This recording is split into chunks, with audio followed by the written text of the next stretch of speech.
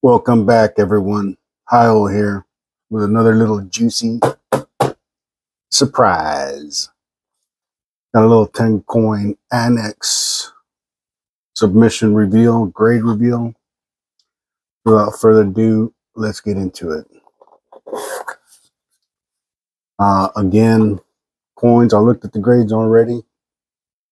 And I put a little sticky there with, kind of like with the PCGS price guide would be, and then I knock off some,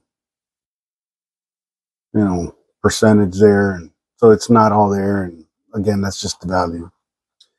So I might not be on target as far as what the price is there, but hey, man, it's a good start. I'm not off by much. Starting us off today is going to be this Mercury dime, 1944. Let me zoom in a little bit more. About a little bit more. That's good. So as you can see, man, it's a nice coin. Look at that luster. Nothing going on in the fields there. Maybe a nick or two, but other than that, a nice coin. Take a look at the front.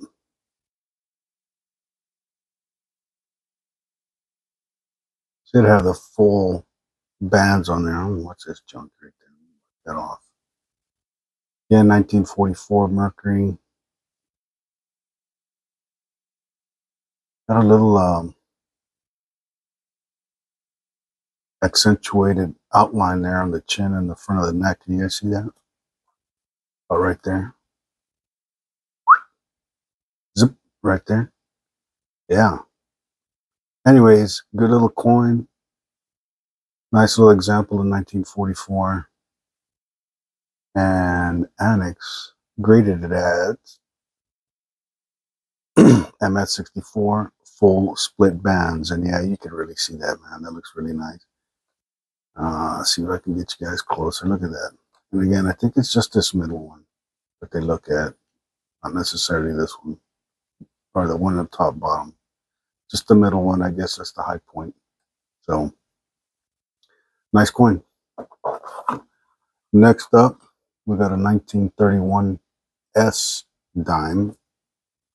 This was a little rougher shape, but I don't know, maybe I got confused and thought it was like somewhat of a semi-key or just a regular, rare, not really a key date dime, but figured I'd send it in. And I did.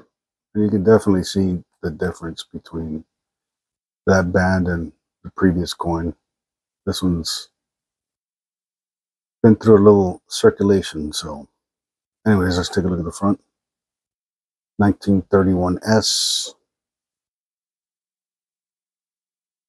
And you can see on the wing itself some rubbing on the hairline also, and then just just circulation. 1931 ANACS gave me a extremely fine 45, and for the value on this one was about $45, give or take. I don't know, $5-10. Still nice coin. The last one, I don't know, did I show you guys the value? Also $45 for the 44. Next we have the 1916S. Man, I think I got this one coin roll hunting. Not coin roll hunting, but I just go in there to my local coin shop, and he's got like a bin of junk silver. And while I'm there, I really don't bother going through it unless they're all like the 1940s coins. I try to get different dates when there's time, but most of the time I just go in there and grab a roll or two, and then when I get home I'll look at them, but not while I'm there, So when I did bring this one home, I saw 1916. It looked like in decent shape. I'm like, please, that'd be a 1916D. And I turned it around. There was a mint mark, and I'm like, Oh, wish it were a D. But anyways, 1916S. Not that bad of a shape, man. So look at the front there. And there you go, 1916.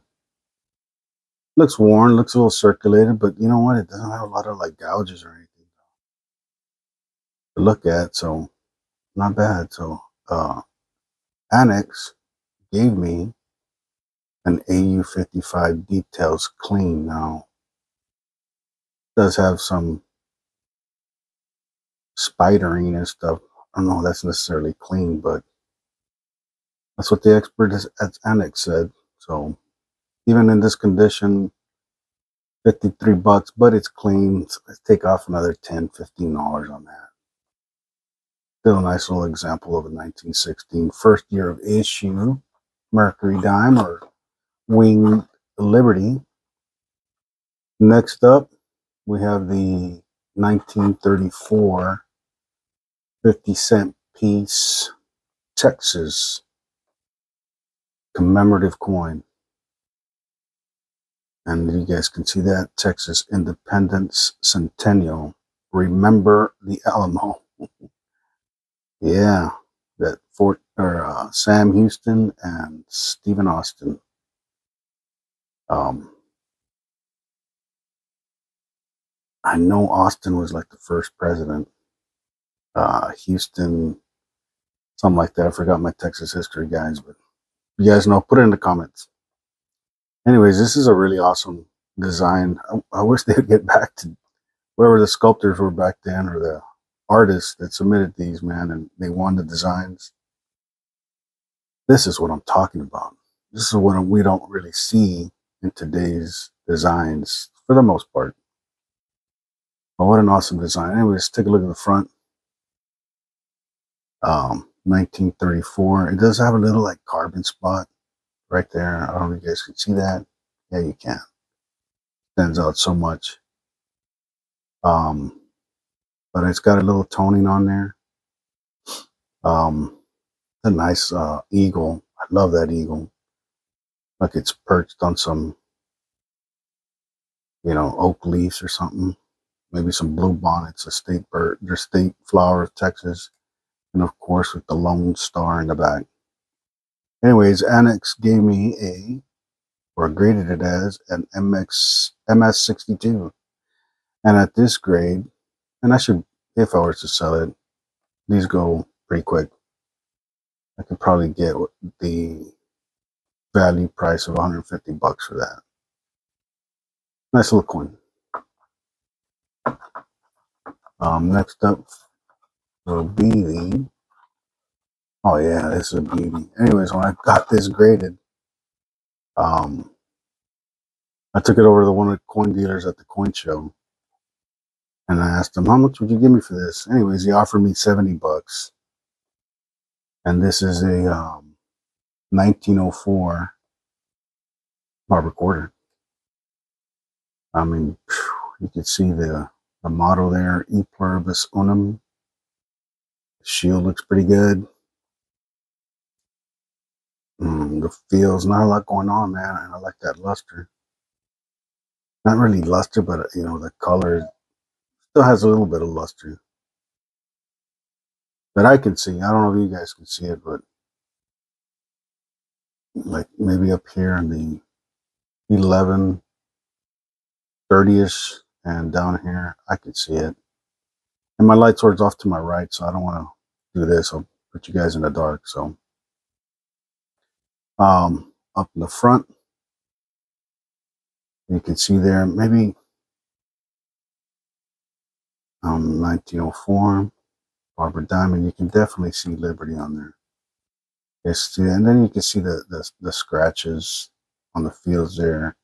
Also on the cheek of Liberty and on the fields over here on the left. So even given that, I thought I'd get a clean grade, but look, an AU55, maybe because there is breaks on the luster. And that's usually what gives you those AU grades. So at this grade of a AU55, that's a $210 coin, guys. The guy offered me 75 bucks. Glad I didn't go for it. Because they go by gray sheet, man. And I think, you know what? That gray sheet, that's from dealer to dealer. From my understanding, when dealers go to coin shows and they buy from each other, they go by that, offer each other a lesser rate because they're going to try to sell it at retail to us that go into the coin shows. And me, if I was to sell it, or you at a coin shop to somebody, I always want to give you the gray sheet price. Well, then sell it to me at the gray sheet price. That's what you guys are doing. But I know you got to make some money. They got to make some money.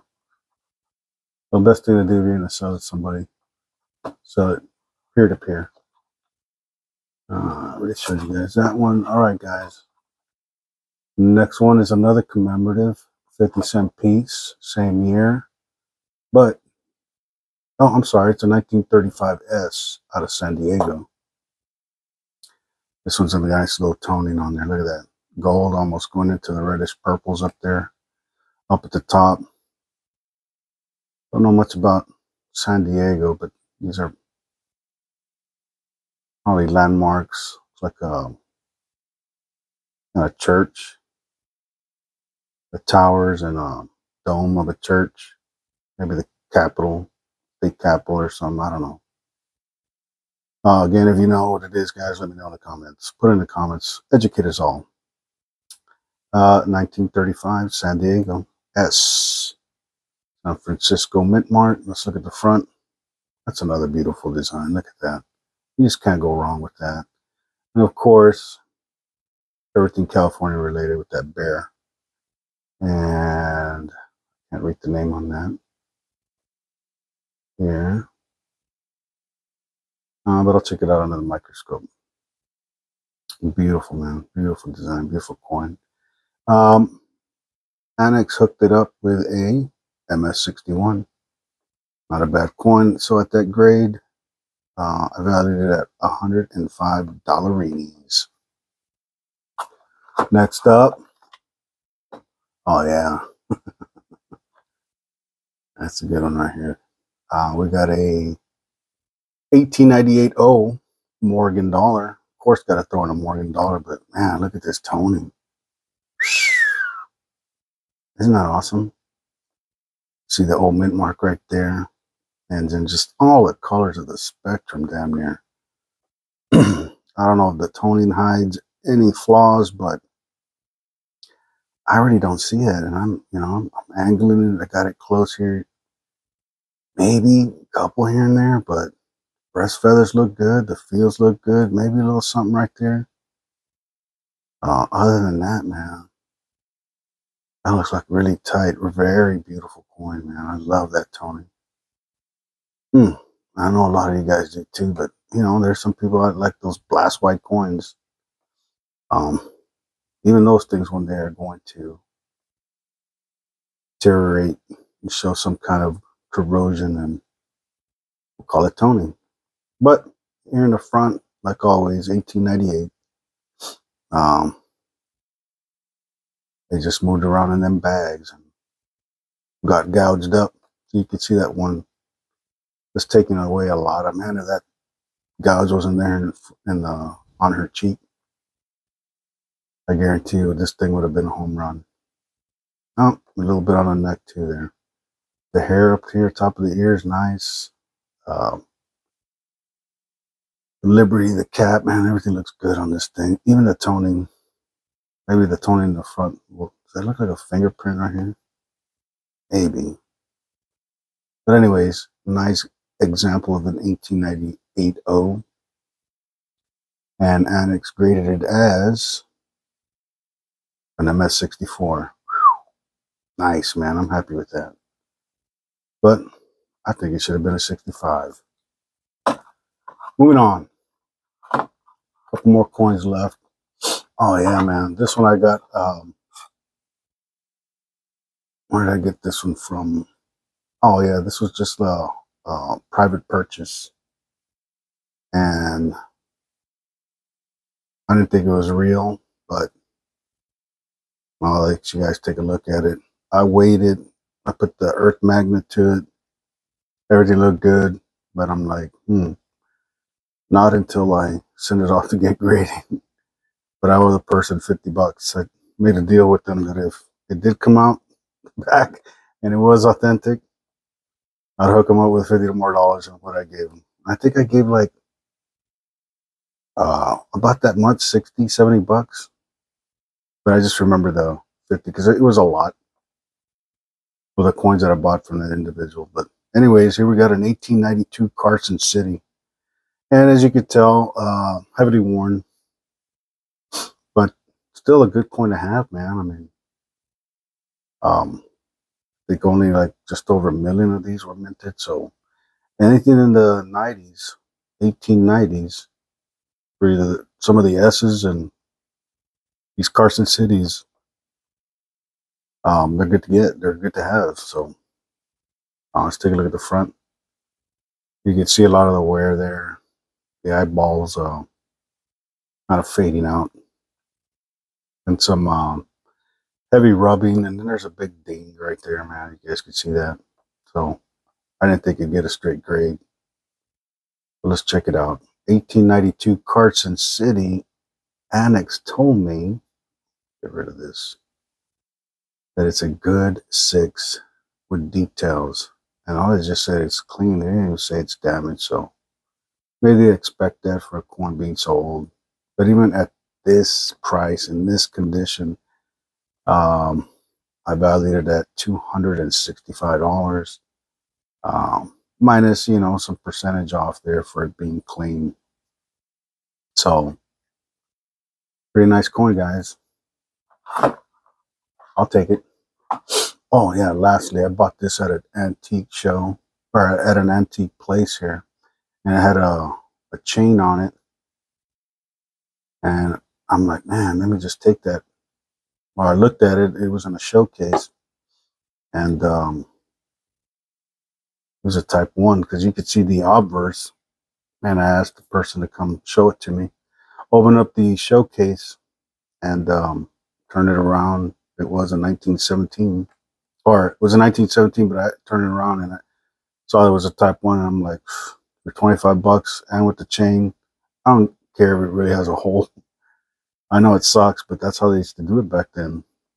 I guess there's no pockets or whatever, so people would tie little strings around their waist or something with these money. I was in the 1800s, but sometimes people got used to doing that, so they kept the thing going until pockets and zippers got famous. But anyways, type 1, 1917. Take a look at the front. That doesn't look too bad. That hole, the shield's got a lot of the little rivets on it, so there's a little wear on the leg, or a lot of wear, but not too bad. I had to. The typical places you'd expect to see wear on the Standing Liberty quarters. So ANACS graded it as extremely fine 40 details, variety 1, type 1, but hold. So I had it on the chain. I used to wear it out. I take it whenever I go to the coin sale. People would compliment it a lot. And I said, you know what? One day I'm going to put it in the slab, and I did. Anyways, guys, even at this hold, I did at 175, and then I put hold because it's hold. So I don't know, what do you want to take off? 30, $40 for that? I paid 25. Plus, I got a 18-inch chain, sterling silver chain. So it was a sterling chain, silver chain plus the coin for $25. And it's worth 100, 120. I don't know. You tell me. So, yeah, I'll take it. Now it's in a slab. Even some of these old coins I see on TV or on eBay, they're almost damn going for more than what they would go if they were without a hole. So I don't know. Can't figure that one out. Anyways, the last little surprise. Not a lot of people do this. Chino, Ohio does. Let me zoom out so you guys check that out. Got a couple GSA bucks. And I said, you know what? Let me send this thing out and see what old ANACS has to say. So I submitted a GSA. I wanted to see what their how they you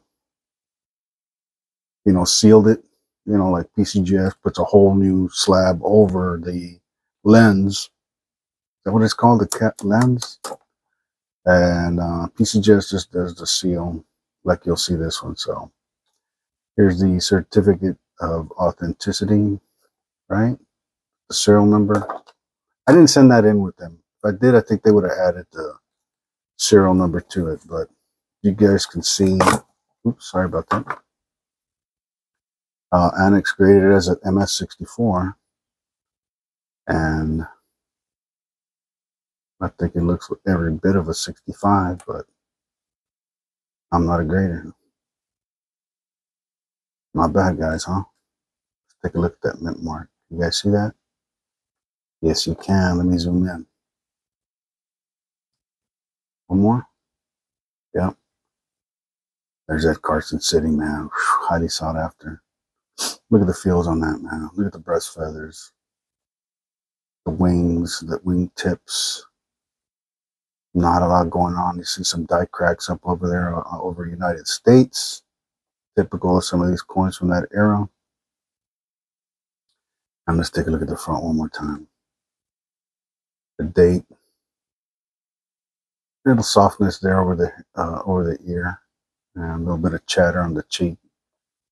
And on the feel there in front of the nose. But other than that, man, nice example. And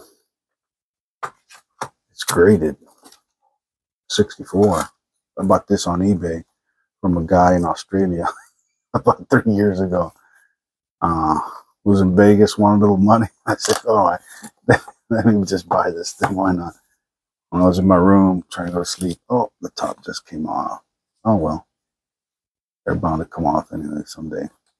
That's what I do for you guys, man. I just throw my boxes. Look at that. Oh, well. Maybe I could get a box on eBay one day. Just a box. Anyways, guys, that's all I got. Not bad. Carson City. Another 9 coins in a slab. Let me zoom out so I can show you guys here really quick. I'm going to feed my case of slabbed ANACS coins. We're going to fill this thing up eventually now. So last time we were here, and now I got 9 more coins to fill in. And I got another submission that's getting worked. 10 coins. I got another submission that I still haven't showed you guys that I have on hand. So let me get off my lazy butt and crank out another video here in the next few days. That way you guys can all check it out. But anyways, guys, here it is. I'll finish doing this. You guys don't need to see me doing the rest. If you like it, you know, give me a like. If I don't like, you guys want to comment on anything, if it's a juicy comment, of course I'll respond. But usually I do read them all. Not that I get a lot of comments, but I do like seeing some of the things that some of you guys say, whether good, bad, indifferent. I don't care, man. Let me know. Anyways, that's all I got. Hope you enjoy it. We do it for fun. And we'll see you on the next one. Hi, out.